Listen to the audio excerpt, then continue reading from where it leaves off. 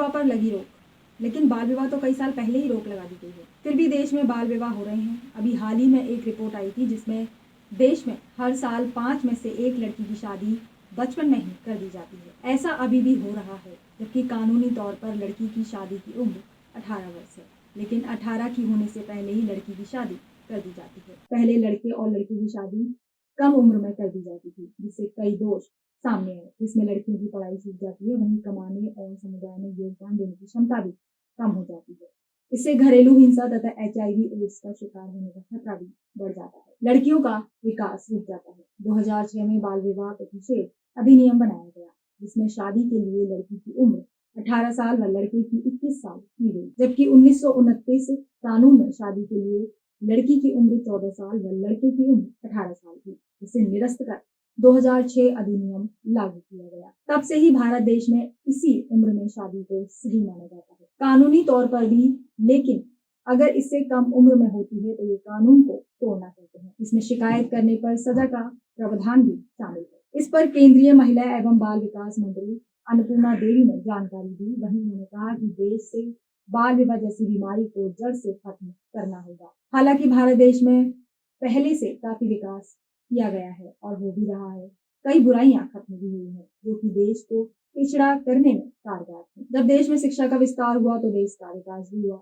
लेकिन भारत देश में आज भी कई ऐसे राज्य हैं जहां बाल विवाह जैसी कुप्रथाएं होती हैं, जैसे कि बिहार, पश्चिम बंगाल, झारखंड, राजस्थान, त्रिपुरा, असम और आंध्र प्रदेश, जहां पर इस तरह के मामले सबसे ज्यादा देखने को मिल जाएंगे। इस तरह से हो रहे बाल विवाह को लेकर मानवाधिकार का उल्लंघन होता है, जो कि कानूनी तौर पर एक अपराध भी है। ऐसे में जरूरी है कि बाल विवाह पर रोक लगाई जाए, लोगों को जागरूक किया जाए। हाल ही में संयुक्त राष्ट्र की एक रिपोर्ट के अनुसार दक्षिण एशिया में होने वाले बाल विवाह की दर में कमी आई, जिसमें भारत का महत्वपूर्ण योगदान रहा।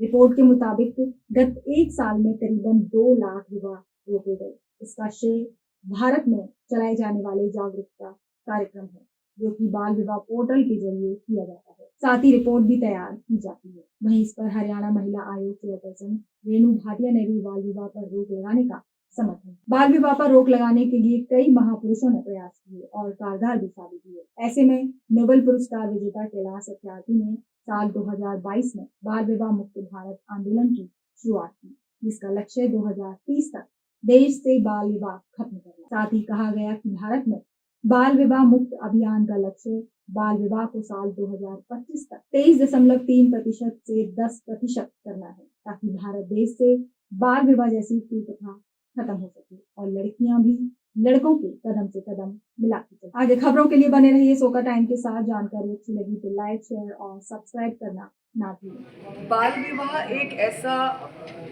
जहरीला अपराध है जिससे बेटियों की जिंदगी पर जो है एक ग्रहण बैठ जाता है। इस पर अंकुश लगाना हम पूरे समुदाय, समाज, मीडिया, पुलिस, पॉलिटिक्स सबका ज़रूरी है कि हम एक साथ मिलकर इसका निवारण करें, इसको रोकें। और मैं आप सबके माध्यम से हर एक देशवासी को निवेदन करती हूँ कि यदि कहीं इस प्रकार ज़बरदस्ती बाल विवाह हो रहा हो या किसी बेटी की ज़बरदस्ती शादी हो रही हो, उसको रोकने का प्रयास हम करें।